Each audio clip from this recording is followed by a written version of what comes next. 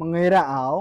မင်္ဂလာပါရှင်မြန်မာနိုင်ငံမှာကချင်ကယားကရင်ချင်းဗမာမွန်ရခိုင်ရှမ်းဆိုတဲ့တိုင်းရင်းသားလူမျိုး၈မျိုးရှိပါတယ်ရှင်အဲ့ဒီ၈မျိုးတွေကမှမွန်တိုင်းရင်းသားတွေရဲ့ရှေးဟောင်းနှစ်ပါးသောအကလေးကိုကျမတို့ဒီနေ့မှာတင်ဆက်ပေးမှာဖြစ်ပါတယ်ရှင်ဒီမွန်ရှေးဟောင်းနှစ်ပါးသောအကဆိုလို့ရှိရင်ဟန်တာဝတီခေပညာဥမင်းလက်ထက်မင်းခမ်းမင်းသားများတွင်ကပြအတုံးတော်ခံလေးရှိကြောင်းကိုလည်းစာပေထုတ်ထားများရလေ့လာတွေ့ရှိရပါတယ်ခင်ဗျာ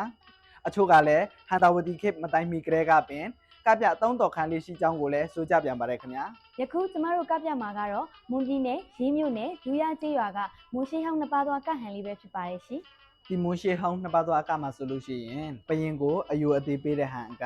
ငရရေကူအကကြက်တငင်အကမင်းသားနဲ့မင်းသမီးတူနဲ့တူအိမ်မခံအရှောင်းမပေးပဲနောက်ပြောင်ကြည်စဲတဲ့ဟန်ကများပါဝင်ပါတယ်ခင်ဗျာဒီအကမှာထူးခြားတဲ့အကဟန်ကတော့ကြက်တငင်အကပဲဖြစ်ပါတယ်ခင်ဗျာဒါကြောင့်မို့လို့ရှေးပင်မင်းများလက်ထက်ကတည်းကတရှိခဲ့တဲ့မွန်ရှေးဟောင်းနှစ်ပါးသောအကကလေးကိုလက်ဆင့်ကမ်းတင်သိရင်းနဲ့မျိုးစစ်တစ်လူငယ်များဘုသူတရစေရန်အတွက်ကျွန်တော်တို့ရဲ့အမျိုးသားရည်ကျမှုနဲ့အမှုပညာတက္ကသိုလ်ရန်ကုန်တပင်ပညာဌာနမှာမှတ်တမ်းတင်လိုက်ရပါတယ်ရှင်